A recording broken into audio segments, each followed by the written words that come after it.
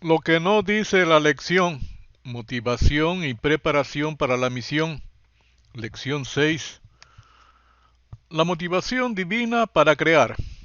Si todo lo que existe ha sido creado, visible e invisible, en algún momento en el infinito, en la eternidad, Elohim estuvo solo. Si Elohim Dios es un ser autoexistente, autosuficiente, que existe por sí mismo, por lo cual no necesita de nada ni de nadie para existir, entonces, ¿por qué creó? Si no necesita de nada ni de nadie, ¿qué lo motivó a crear? Hay mucho sobre este autosostenible ser que quizá nunca lo sepamos completamente, pero él ha revelado bastante de sí mismo, y una de ellas es que Dios es amor. Y esta es una distinción importante porque si Dios es amor, entonces sus acciones, natural o sobrenatural, son o es la manifestación de su naturaleza. Una de las características de ágape amor es que tiene que darse y compartirse. Si esto es así, entonces la naturaleza misma de Elohim Dios lo compele a dar y compartir. Elohim Dios formula un solo y único plan para dar y compartir, siendo el objetivo hijos con los cuales quiere dar de sí mismo, su esencia misma, a su imagen conforme a su semejanza, compartir su regencia, su gobierno, en una palabra, reino. Y los bendijo Dios y les dijo, sean fructíferos, es decir, productivos, y multiplíquense. Al procrear hijos e hijas, sean productivos, que den y compartan, llenen la tierra con hijos e hijas del mismo pensar, de dar y compartir. Sucede la caída y dejaron de dar y compartir. Ágape no es más. El Espíritu Santo no es más en ellos, que se tornaron en esclavos. Siendo la misión de Dios ahora, restablecer, dar y compartir en nosotros. El Espíritu Santo en nosotros. Mi misión es hacer nuestra la misión de Dios, de iniciar el proceso de restauración. Primero Dios entre nosotros, luego Dios con nosotros y finalmente Dios en nosotros.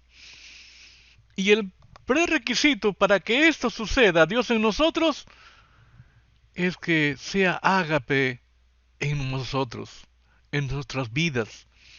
Y el único que puede hacerlo es el Espíritu Santo, a petición personal al Padre por las razones que especificó el Señor Jesucristo. La hermana White lo pone de esa manera, magnifica la importancia del Espíritu Santo. Dice, el Espíritu Santo era el más elevado de todos los dones que podía solicitar de su Padre para la exaltación de su pueblo. El Espíritu iba a ser dado como agente regenerador, y sin esto el sacrificio de Cristo habría sido inútil. El poder del mal se había estado fortaleciendo durante siglos, y la sumisión de los hombres a este cautiverio satánico era asombrosa. El pecado podía ser resistido y vencido únicamente por la poderosa intervención de la tercera persona de la divinidad, que iba a venir no con energía modificada, sino en la plenitud del poder divino. El Espíritu es el que hace eficaz lo que ha sido realizado por el Redentor del mundo. Por el Espíritu es purificado el corazón. Por el Espíritu llega a ser el creyente partícipe de la naturaleza divina. Cristo ha dado su Espíritu como poder divino para vencer todas las sentencias hacia el mar, hereditarias y cultivadas, y para grabar su propio carácter en su iglesia. El deseado de todas las gentes de 1955, capítulo 73, con el título No se turbe vuestro corazón. La buena noticia que compartió el Señor Jesucristo con nosotros dice, debo predicar la buena noticia del reino de Dios también en otras ciudades, porque para eso fui enviado. ¿Quién lo envió? El Padre. Primero lo compartió con sus discípulos, luego instruyó a sus discípulos que lo compartiesen, primero con sus coterráneos, su propia gente. En nuestros días sería a su propia iglesia, para luego, después de cumplirse en ellos la promesa del Padre que oíste de mí, puedan salir hasta lo último de la tierra, a modo de testigos de Él, del Señor Jesucristo. El testimonio que tienen es acerca del Señor Jesucristo. Jesucristo, un niño nos es nacido, hijo nos es dado. Dios con nosotros es enviado con un objetivo y un propósito, y a enseñarnos con lo que el Padre quiere que aprendamos. Jesús clamó y dijo, el que cree en mí, no cree en mí, sino en el que me envió. Y el que me ve, ve al que me envió. Yo, la luz, he venido al mundo para que todo aquel que cree en mí no permanezca en tinieblas. Al que oye mis palabras y no las guarda, yo no le juzgo, porque no he venido a juzgar al mundo, sino a salvar al mundo. El que me rechaza y no recibe mis palabras, tiene quien le juzgue. La palabra que he hablado, ella le juzgará en el día postrero. Porque yo no he hablado por mi propia cuenta. El Padre que me envió, Él me dio mandamiento de lo que he de decir y de lo que he de hablar. Y sé que su mandamiento es vida eterna. Así pues, lo que yo hablo, lo hablo como el Padre me lo ha dicho. El Padre le dijo lo que tiene que decir, enseñar el reino.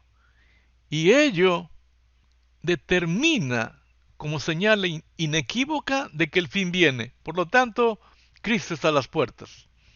Y este evangelio del reino será predicado en todo el mundo por testimonio a todas las naciones, y entonces vendrá el fin. ¿Sabemos qué es el evangelio del reino? El fin no ha venido, y por ende Cristo, porque no ha sido predicado el evangelio del reino. Esto es en cuanto a su segunda venida. Ahora, en cuanto a la misión de Dios, quiere restaurar en nosotros lo que perdimos en la caída, que son reino, santidad y presencia, mediante el costo de su solo y único plan, Jesucristo el Señor. Por eso Cristo es enviado con un objetivo y un propósito. El objetivo, morir en la cruz, y así su sangre es el fundamento del programa de salvación de Dios, la cual nos limpia de todo pecado, nos hace reyes y sacerdotes, y así estar por siempre ante su presencia. Para ello no tenemos que ir al cielo. El propósito, con su muerte, poder enviar al Espíritu Santo para hacer efectivo el sacrificio de Cristo en la cruz. Elohim Dios empezó el principio creando los cielos y la tierra, y lo que en ellos hay. Luego creó al hombre. Y como no era bueno que todos estén en uno solo, sacó a la mujer del hombre. Sucede la caída y Dios con el mismo plan lo desarrolla de esta manera. Porque el anhelo ardiente de la creación es el aguardar la manifestación de los hijos de Dios. Restaurado en nosotros lo que perdimos en la caída, volvemos a ser hijos de Dios. Porque la creación fue sujetada a vanidad, no por su propia voluntad, sino por causa del que la sujetó en esperanza. Porque también la creación misma será libertada de la esclavitud de corrupción, a la libertad gloriosa de los hijos de Dios. La creación es renovada a la libertad gloriosa de los hijos de Dios. ¿Nos hemos preguntado cuándo sucede esto, la tierra renovada? En 3 versículos Pablo nos muestra lo que abarca el plan de Dios. Dios hace una promesa a Abraham a los 75 años. A tu descendencia daré esta tierra. Y la hace efectiva después de 25 años dándole a Isaac. Dios con una promesa saca a Israel de Egipto, mediante la tierra que fluye leche y miel. Ahora a nosotros Dios el Padre nos hace una promesa. Y estando juntos les mandó que no se fueran de Jerusalén, sino que esperasen la promesa del Padre, la cual les dijo, oísteis de mí. El Señor Jesucristo les dijo de la promesa del Padre a sus discípulos, porque Juan ciertamente bautizó con agua, mas vosotros seréis bautizados con el Espíritu Santo dentro de no muchos días.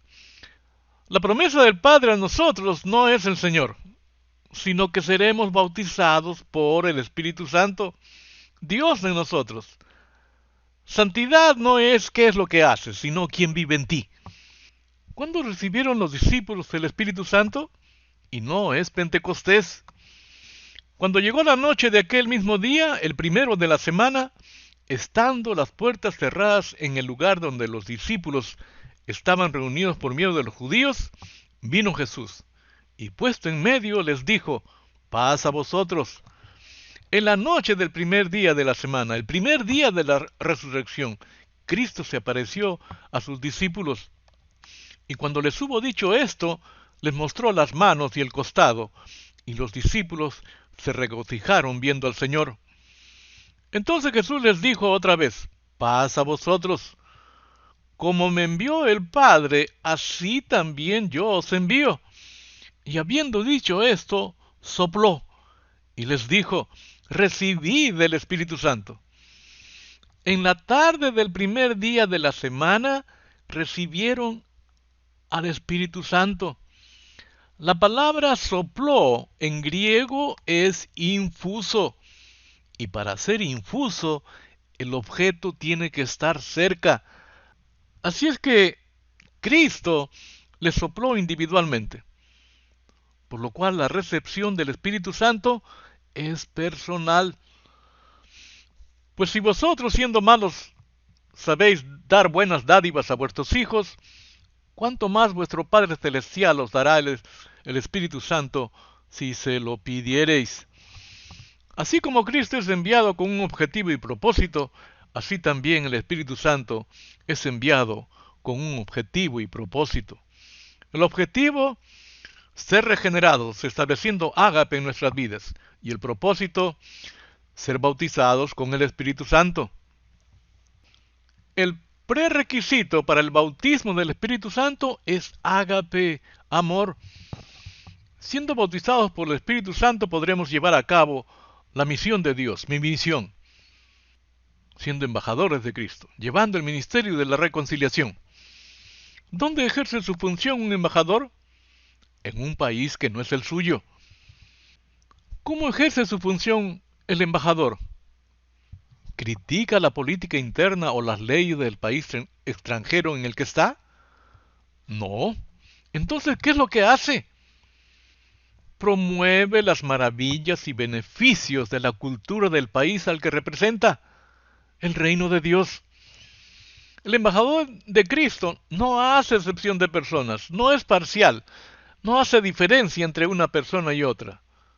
No piensa ni habla mal de nadie cuando ejerce su función. Los discípulos recibieron el Espíritu Santo en la tarde del primer día de la semana y 50 días después, en el 50º día, fueron bautizados con el Espíritu Santo. En esos 50 días fueron redargüidos por el Espíritu Santo de pecado, de justicia y de juicio. Fueron guiados, regenerados por el Espíritu Santo. Mediante la relación con Él, con el Espíritu Santo, manifestaron el fruto del Espíritu Santo, ágape, amor, a través de estar unánimes, unidos entre ellos, para luego en Pentecostés, ser bautizados por el Espíritu Santo. Ágape, amor es el prerequisito para ser bautizado por el Espíritu Santo. Y el ser bautizados tiene un objetivo y un propósito. El objetivo, recibir poder, dunamis. El propósito, testificar del Señor Jesucristo. Sin este poder dunamis, nuestro testimonio no es verdadero. El ejemplo de testimoniar acerca de Jesucristo es el del apóstol Pedro. Él, Pedro, no dice que negué 3 veces al Maestro y me perdonó. En toda la disertación de Pedro no hay a mí, yo era, en ninguna parte hace uso de su experiencia, su vida, la de él, añadirle al mensaje, a la prédica, a la enseñanza. Pedro no piensa que su testimonio acerca de él es más poderoso que el testimonio acerca de Jesucristo. Mas esto es lo que fue dicho por el profeta Joel. Para Pedro, Pentecostés, el bautismo del Espíritu Santo, es el cumplimiento de la profecía de Joel, Dios en nosotros. Y en los postreros días, dice Dios, derramaré de mi espíritu sobre toda carne, y vuestros hijos y vuestras hijas profetizarán, y vuestros jóvenes verán visiones, y vuestros viejos soñarán sueños. Y de cierto, sobre mis esclavos y sobre mis esclavas en aquellos días derramaré de mi espíritu y profetizarán. En toda la disertación de Pedro no le añade su experiencia, porque ha sido bautizado por el Espíritu Santo y por ende empoderado, endunamizado, dunamis. Entonces, oído esto, fueron compungidos de corazón y dijeron a Pedro y a los otros apóstoles: varones hermanos, ¿qué haremos? Y Pedro les dice: arrepentíos y bautice cada uno de vosotros en el nombre de Jesús, el Cristo, para perdón de los pecados, y recibiréis el don del Espíritu Santo. Cada uno, después del bautizo por agua, para perdón de los pecados, recibieron el don del Espíritu Santo. Porque a vosotros es la promesa. ¿Cuál promesa? La promesa del Padre que oísteis de mí, y a vuestros hijos, y a todos los que están lejos, a cualesquiera que el Señor nuestro Dios llamare. Este tesoro en vasos de barro. Y con otras muchas palabras testificaba y los exhortaba diciendo: sed salvos de esta perversa generación.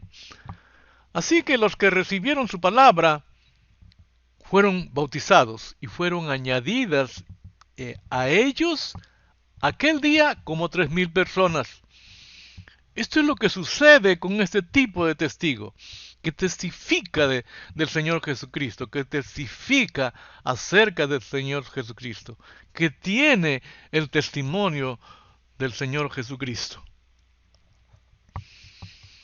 Sobre todo, vístanse de amor, lo cual nos une a todos en perfecta armonía. Los 120 y los 3,000 conformaban la iglesia primitiva, y sabemos cuál fue el proceso en ellos: bautismo por agua, para perdón de los pecados, y bautismo del Espíritu Santo para testificar de Jesucristo. Y perseveraban en la doctrina de los apóstoles, en la comunión unos con otros, en el partimiento del pan y en las oraciones. Dos cosas a resaltar: doctrina de los apóstoles, la enseñanza de Jesucristo; comunión unos con otros, ágape, amor, que nos une unos con otros, que nos une a pesar de la distancia y de no conocernos personalmente. Y perseverando unánimes cada día en el templo, y partiendo el pan en las casas, comían juntos con alegría y con sencillez de corazón, alabando a Dios y teniendo gracia con todo el pueblo. Y el Señor añadía cada día a la iglesia los que habían de ser salvos. Vuelvo a repetir: el Señor añadía cada día a la iglesia los que habían de ser salvos. Hasta aquí nuestra contribución a la lección.